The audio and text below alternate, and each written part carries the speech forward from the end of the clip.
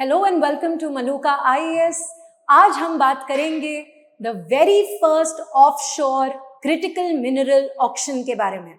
अब ये critical minerals होते क्या हैं? नाम से ही पता चल रहा है, they are very very critical for our country, बहुत जरूरी है हमारे देश के लिए।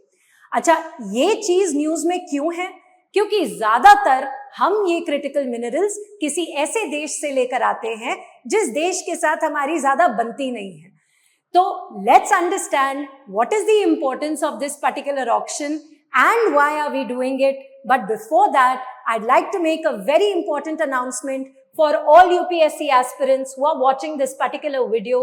Maluka IAS has introduced a Shakti batch for all UPSC aspirants. तो अब आपकी सारी टेंशन साइड में रख के come and join us in this particular batch, जहां पे हम GS फाउंडेशन और GS एडवांस की क्लासेस लगाते हैं from our best of the best mentors, जहां पे हर एक एस्पिरेंट को हर दिन 1 घंटे की NCERT की क्लास, 2.5 घंटे की GS की क्लास दी जाएगी in both English as well as in the medium at very very nominal prices. तो देर किस बात की? Pick up your phones and call us on our official number or visit our offline centers to come and join our batch, which is starting on the 29th of July 2024. अब चलिए बात करते हैं कि न्यूज में क्या चल रहा है। तो हेडलाइन ये है कि सबसे पहला ऑफशोर मिनरल ऑक्शन होने जा रहा है। तो पहली बात तो let's understand a little bit about ये क्रिटिकल मिनरल्स क्या हैं, फिर हम ऑफशोर माइनिंग की बात करेंगे। देखिए जी, हमारे देश को चलाने के लिए कुछ ऐसे मिनरल्स हैं जो कि बहुत ज्यादा जरूरी हैं हमारी इंडस्ट्रीज के लिए। अब ओवर द इयर्स ना ही सिर्फ हम, वर्ल्ड ओवर सारे के सारे डिपेंडेंट हैं एक ऐसे कंट्री के ऊपर जिस कंट्री का नाम है चाइना। अब हम चाह रहे हैं कि हम ये क्रिटिकल मिनरल्स जो हमारे देश की प्रगति के लिए बहुत ज्यादा इंपॉर्टेंट है, अगर उनके लिए भी हम निर्भर रहेंगे चाइना के ऊपर तो ये तो प्रॉब्लम वाली बात है।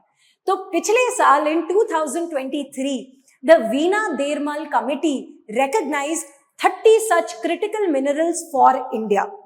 इन 30 क्रिटिकल मिनरल्स की लिस्ट बनाने के बाद हम लग गए हैं इन मिनरल्स को ढूंढने के लिए हमारे देश में, और फाइनली आज इस साल हमने शुरू की है the very first offshore mineral auction.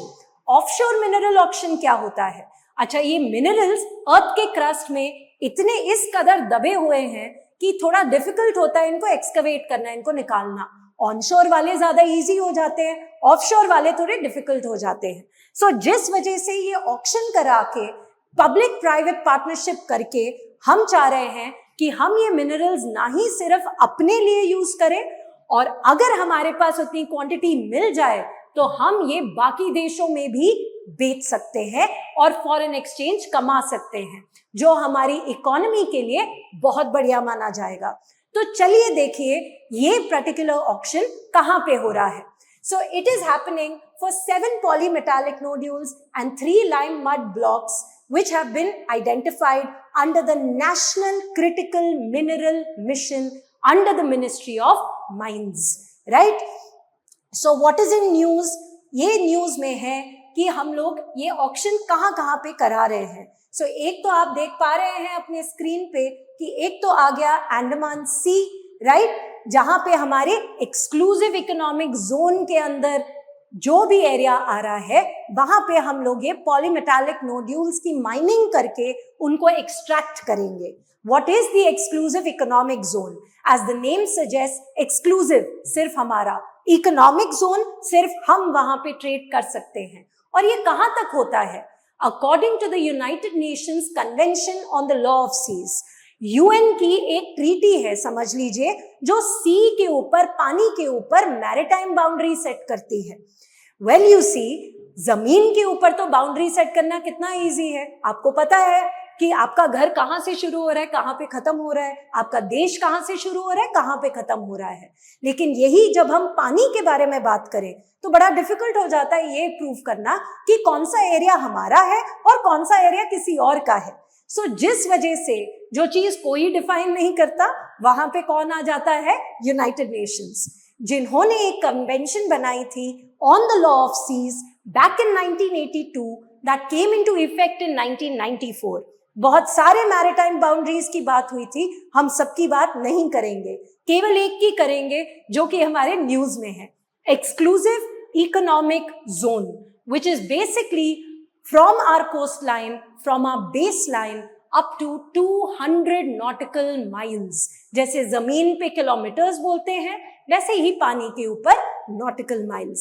Simple भाषा में समझे तो 1 nautical mile is equal to 1.852 kilometres. चलिए अब समझते हैं कि हो क्या रहा है, राइट?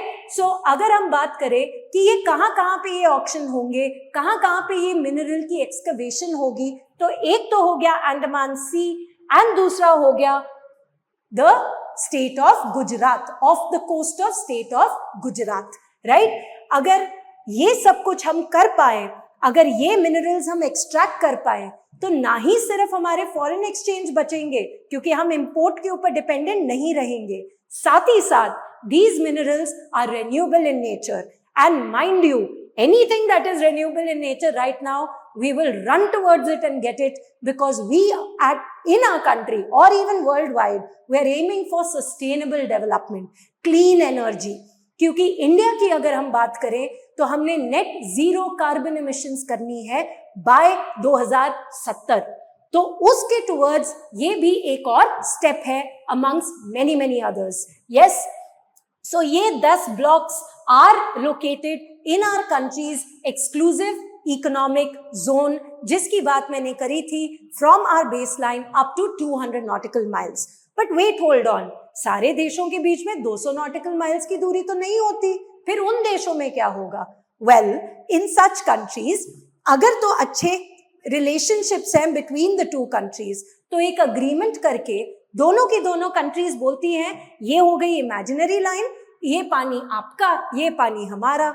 सो फॉर एग्जाम्पल, आप न्यूज में पढ़ रहे होंगे about the Katchatheevu island, yes, जो कि इंडिया और श्रीलंका के बीच में है, क्योंकि हम लोगों के बीच में तो तकरीबन सिर्फ 14 नॉटिकल माइल्स की दूरी है, जिस वजह से हमने 1974, 1976 की अग्रीमेंट की थी विद श्रीलंका, क्योंकि हमारे रिलेशंस ठीक हैं, जहां पे कह दिया ये पानी आपका, ये पानी हमारा। अच्छा, व्हाट हैपेंस जब दो कंट्रीज के बीच में बहुत दूरी नहीं है लेकिन उनकी रिलेशन भी अच्छी नहीं है, तो फिर क्या होगा? लड़ाइयां होंगी। आपको पता ही है साउथ चाइना सी के बारे में। Yes, so that is what we are trying to do in our exclusive economic zone. हमने कंपोजिट लाइसेंसेस दिए हैं ताकि प्राइवेट सेक्टर्स को हम बुला सके, वो बताएं कि कितने पैसे में वो ये काम कर सकते हैं, और ये ऑक्शन के बाद हम काम करना शुरू करें और रेन्यूएबल सोर्सेज ऑफ एनर्जी अपने देश में यूटिलाइज करना शुरू करें। नाउ, ये ऑक्शन कौन सी एक्ट के अंदर हो रहा है? This is under the minerals development and regulation act of 2002, which will expand the capabilities and opportunities of our country to be able to become आत्मनिर्भर। ये भी आत्मनिर्भर भारत अभियान के ओर एक और स्टेप है, क्योंकि हमें पता है कि वो दिन दूर नहीं, अब इलेक्ट्रिक व्हीकल्स तो इंट्रोड्यूस हो चुके हैं, पर वो दिन दूर नहीं कि सबके सब इलेक्ट्रिक व्हीकल्स यूज करना शुरू कर दे। अब उसमें भी तो क्रिटिकल मिनरल्स की यूटिलाइजेशन होगी कि नहीं होगी, और वो भी अब अगर हम चाइना के ऊपर डिपेंडेंट रहें, फिर वो हमारे देश की नेशनल सिक्योरिटी और इकोनॉमी दोनों के लिए खराब है। Yes, so which is why we are trying to do this, जहां पे हमने Andaman sea and Gujarat coast की बात तो की ही है, जहां पे आपको होमवर्क के तौर पे द ग्रेट निकोबार प्रोजेक्ट के बारे में भी पढ़ लेना चाहिए। बट अभी हम क्रिटिकल मिनरल्स की बात कर रहे हैं और वहीं पे रहेंगे। अच्छा, ये चीज निर्मला सीतारमन ने, as the finance minister of our country, she had introduced that we will do this offshore mineral auction, and this was introduced in a budget speech which was given very recently. So you have to understand that this topic becomes very important for us. Yes, अगर हम बात करें allocations की, तो जैसे कि archaeological survey of India archaeological sites के लिए है, ऐसे ही मिनरल की एक्सकवेशन के लिए जो बॉडी है हमारे देश में, that is the Geological Survey of India, which has been given dedicated money to do this particular thing which is mineral excavation, critical mineral excavation, right? Apart from that, the Indian Bureau of Mines, National Mineral Exploration Trust, and on the whole, the Ministry of Mines has been given quite a lot of budgetary allocation to be able to do this. कितना पैसा अगर आप पूछ रहे हैं तो तकरीबन 1300 करोड़ की एलोकेशन दी गई है for also geo mapping such areas, yes, to the Geological Survey of India, right. As अगर हम प्रपोजल की और बात करें तो इन्होंने कस्टम ड्यूटी में भी वेवर किया है कि अगर बाहर से भी अगर हम ये क्रिटिकल मिनरल्स ले रहे हैं, और कितने क्रिटिकल मिनरल्स, 25, हमारे देश में लिस्ट कितने क्रिटिकल मिनरल्स की है, 30 क्रिटिकल मिनरल्स, उनमें से 25 क्रिटिकल मिनरल्स अगर हम लोग इंपोर्ट करेंगे तो सरकार उस पे कस्टम ड्यूटी को वेव ऑफ करेगी, जिसका मतलब ये है कि ये हमारे लिए सस्ता भी पड़ेगा, इंसेंटिवाइज भी एक इंसान हो सकता है in the import of such minerals.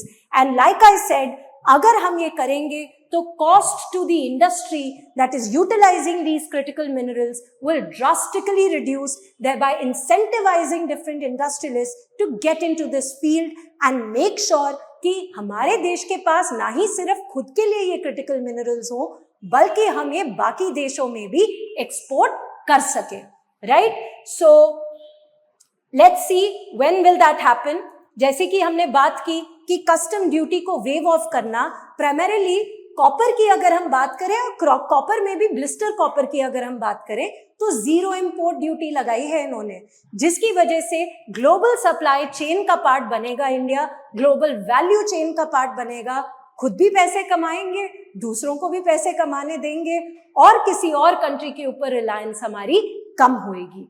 Yes, so such budgetary allocations are basically a part of the entire vision of आत्मनिर्भर भारत अभियान, जिसके द्वारा सरकार चाहती है कि इंडिया एक 5 ट्रिलियन इकोनॉमी बने, और अगर हम इसमें सक्सेसफुल हुए तो 5 ट्रिलियन ही नहीं, हम उसके आगे भी बढ़ पाएंगे because of the demand of critical minerals world over. Yes, so this is what is the National Critical Mineral Mission.